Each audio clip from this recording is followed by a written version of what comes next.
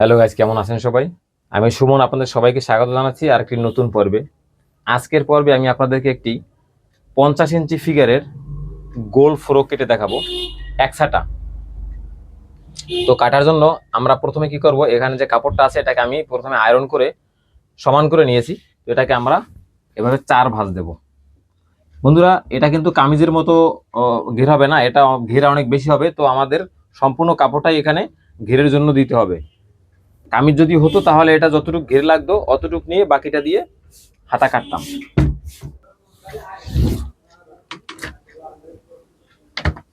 এটা হলো সেলাইয়ের জন্য। এখানে আমি 1 ইঞ্চির মতন এখানে সেলাইয়ের হক রেখেছি। এরপর আমরা লম্বা ধরে নেব। আমার এটা লম্বা হবে 43 ইঞ্চি, একটু কম আছে, সমস্যা নেই। 42 ইঞ্চির মতন আছে, কাপড়ে না হলে তো কিছু করার নেই। এবার আসেন, এটার কত ইঞ্চি নিচে মোড়া দিবেন, কত ইঞ্চি নিচে বড়ি দিবেন। এখানে মোড়া দেব 7 ইঞ্চি বরাবর, বডির মাপ দেব 14.5 ইঞ্চি বরাবর।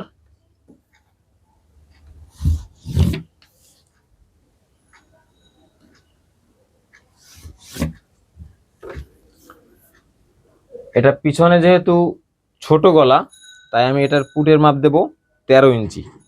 এখানে 6.5 ধরবো, সেলাইয়ের হকের জন্য একটু রাখবো ½ ইঞ্চি পরিমাণ। এরপর এটার বডির মাপ 50 মানে 12.5। এরপর কোমরে আসবে 46 মানে 11.5। এবার এটাকে দেখেন, এখানে আমি একটু দেখাচ্ছি আপনাদেরকে এটা কত আছে, 6.5। বন্ধুরা, কামিজে আমরা যখন এটা কাটতে যাই তখন কিন্তু এই দেখেন, এটাকে এভাবে সোজা শেপ দেই, কিন্তু এই শেপটা যদি আপনি সোজা দেন তাহলে কি হবে দেখেন আপনার এখান থেকে যদি আমরা এটা সোজা দেই এবং এখানে কামিজ যে নিয়মে আমরা মোড়াটা কাটি, তখন কিন্তু এই যে মোড়ার অংশটা এটা কিন্তু ভিতর দিকে অনেক বেশি ঢুকে যায়। তাহলে কিন্তু এটা মোড়াটা ঠিক থাকবে না। তো এটার জন্য এই জন্য কি করবেন, এই এই যে দাগটা, এই দাগটাকে এইখান থেকে সোজা ধরবেন। এখানে কত আছে, 7.25 ধরলাম, 7.25 ধরার পরে এখান থেকে এই যে 1 ইঞ্চি পরিমাণে সামনে আগাইয়া এই দাগটা এভাবে একটু এই যে এভাবে করে দিবেন। এভাবে করে দেওয়ার ফলে কি হবে, আপনার এই মোড়াটা কিন্তু আগে আগে মোড়াটা আসছে এখান থেকে, এখন আসবে এখান থেকে। তাহলে কিন্তু আর এই যে মানে বগলে যে কাপড় টেনে থাকে সেটা থাকবে না। এখন এখানে আমরা কি করব, এভাবে চক দিয়ে একটু এভাবে, এই দেখেন মোড়াটা কিন্তু এখন সুন্দর হবে। কাটিং এ আপনাদেরকে দেখাবো। এবার আসেন কোমরের শেপটা, এই যে এখান থেকে দাগের একটু ভিতরে কোয়ার্টার ইঞ্চি ভিতরে এই দাগটা মিলাবেন। এখন আসেন, এই যে গোল ফ্রকে এইখানের কোমরের শেপটা কেমনে দিবেন। অনেকে কি করেন, এই জায়গাটা এইভাবে শেপ দেন। এই এখন এটা যদি এইখান থেকে এইভাবে শেপ দেন, এই শেপ কাটের এই অংশ দিয়ে, তখন কিন্তু এই জায়গাটা হিপের অংশটা টাইট হওয়ার সম্ভাবনা থাকে। তো এইখানে কি করবেন, এইখানে শেপটা এভাবে উল্টো দিবেন, এই যেভাবে এভাবে দেওয়ার ফলে কিন্তু আগে আসতো এখানে, এখন কিন্তু সেলাই আসবে এখানে। তার মানে তখন দেখবেন যে এখানে কিন্তু যথেষ্ট পরিমাণে লুজ থাকবে, টাইট হবে না। এই দেখেন, এখানে আমি ঘেরটা একটু এদিকে আনছি, তার কারণ হচ্ছে আমি এই কোণাটা তো আস্তে করে আমার একটু উপরে উঠবে। আমি কাটিং এ আপনাদেরকে দেখাবো কতটুকু উপরে উঠবে কেমনে কি। চলেন এবার আমরা কেটে নেই। কাটার জন্য দেখেন, এখানে আমার যেই বরাবর সোজা দাগ আছে, আমি এখান থেকে 2 ইঞ্চি 2 ইঞ্চি পরিমাণ আমি এই কোণাটাকে উপরে উঠিয়ে দেব। এই জন্য আমি কি করব, এখান থেকে আস্তে করে এভাবে একটু এই যে মানে কোণাটা উঠিয়ে দেবো, তা নাহলে কিন্তু ওই কোণাটা ঝুলে যাওয়ার সম্ভাবনা থাকবে। তো আমরা এখন কেটে নিচ্ছি।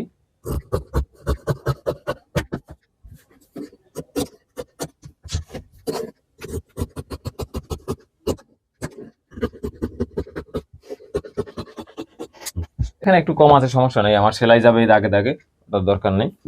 এটা হলো কোমরের মাপ, এখানে চিহ্ন দিবেন। এটা কোনো সাইড করা হবে না যেহেতু, তো ওখানে কোনো চিহ্ন দেওয়ার দরকার নাই। এখন দেখেন, এখানে এটা ঘুরিয়ে মোড়াটা কত হয়েছে, এখান থেকে সেলাই রগটা বাদ দিয়ে এটা ফিতাটাকে এখানে একটু ঘুরিয়ে দেখব।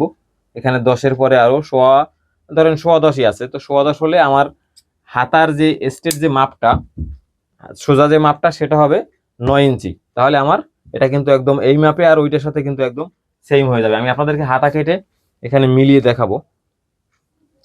গলা ছড়ানো এটা আমি কাপড়ে কাটবো 3-এ, ঠিক আছে।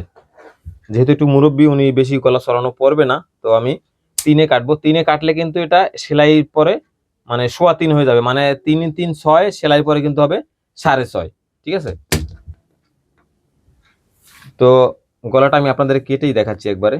এটা হলো পিছনের, আমি এই যেটা পাটটায় মার্কা দিয়েছি এটা পিছনের পাট রাখবো, এবং এই পাটটাকে আমি সামনা পাট রাখবো। ঠিক আছে, তো এখান থেকে একটু তালপাট কাটতে হবে। তালপাট কাটার জন্য এখান থেকে 1/2 ইঞ্চি 1 সুতো বেশি এভাবে নেবেন।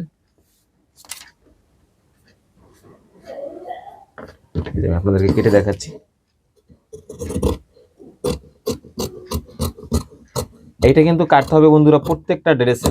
ঠিক আছে, গলার জায়গা যে গলা দিয়ে শুধুমাত্র সামনে পিছে একই মাপের এবং একই স্টাইলের গলা হলে তখন তালপাট কাটবেন না, কারণ তখন কোনো সামনা পিছন থাকে না। আর যেই ড্রেসই আপনি সামনা পিছন বুঝতে পারবেন যে এটা এইটা সামনা এবং এইটা পিছনে, তখন কিন্তু আপনাকে তালপাট কাটতেই হবে। আমার সামনের গলা হবে 7 ইঞ্চি, 7 নিলাম। এখানে 3 ইঞ্চি সরানো দিয়েছিলাম, তো এখানেও 3 ইঞ্চি সরানো দেবো।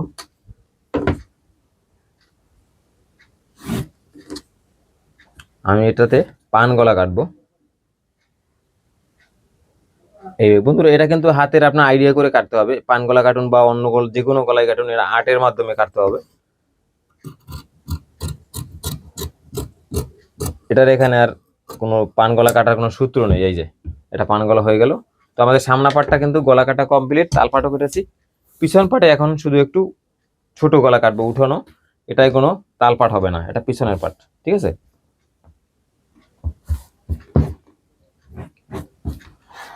বন্ধুরা আমি দেখছি আপনারা অনেকেই আমার ভিডিও দেখেন কিন্তু সাবস্ক্রাইব করেন না এবং ভিডিওতে লাইক দেন না। তো আমার ভিডিও দেখে যদি একটু আপনার উপকারে আসে, অবশ্যই একটি লাইক দিতে ভুলবেন না। আর এরকম নতুন নতুন ভিডিও পেতে অবশ্যই চ্যানেলটি সাবস্ক্রাইব করে রাখবেন। তো আমি এখানে পিছনে গলা দেব 5, 5.5। ঠিক আছে, 5.5। ওই গলা ওই একই রকম, যেহেতু সামনে 3 সরানো দিয়েছি, এখানেও 3 দেব।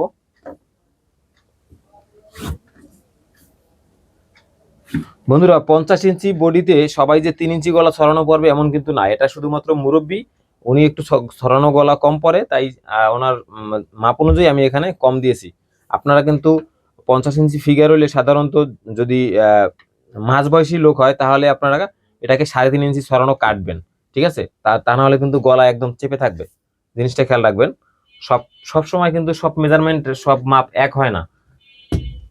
তো আমরা এখান থেকে গোল গলাটা একটু কোনা করে নেব, এভাবে কোনাটা রাউন্ড করে নেব। এবার আমরা পিছনটা কেটে ফেলবো। এই পিছনের কাজ শেষ, সামনে পাওয়ার কাজ শেষ, আমাদের বডির কিন্তু সম্পূর্ণ কাজই শেষ। এবার আমরা হাতায় চলে যাব। এখন দেখেন আমার হাতাটা কিন্তু এখানে একটা মাঝখানে একটা জয়েন দিতে হবে, কারণ এটা সম্পূর্ণ কাপড়টা এখানে নেই। আমি হাতাটা লম্বা কাটবো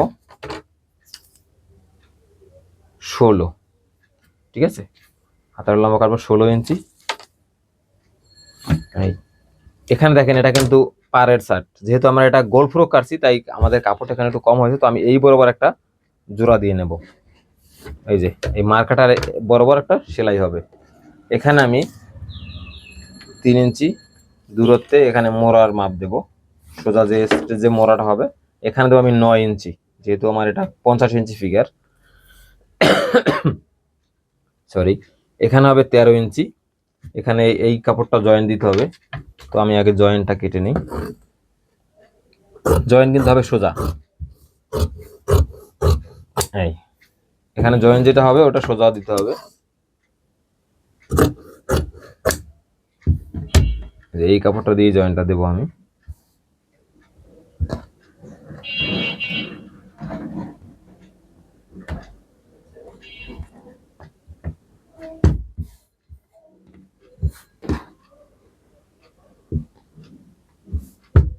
সম্ভবত আমার হাতার মুখের মাপটা 13 হবে না মনে হয়। ও হয়েছে,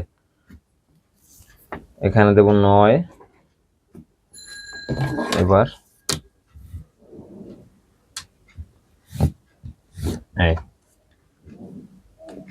এই সেলাইটা এই বরাবর যাবে। আমার এখানে একটু কাপড় কম আছে, সমস্যা নেই, আমি কাটিং এ ঠিক করে নেব।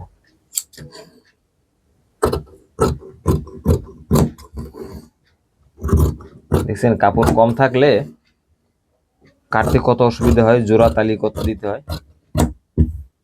এটা কিন্তু হলো, তাও একটু জোড়া পড়ছে কিন্তু তাও হয়েছে। এখান থেকে তো সেলাই যাবে।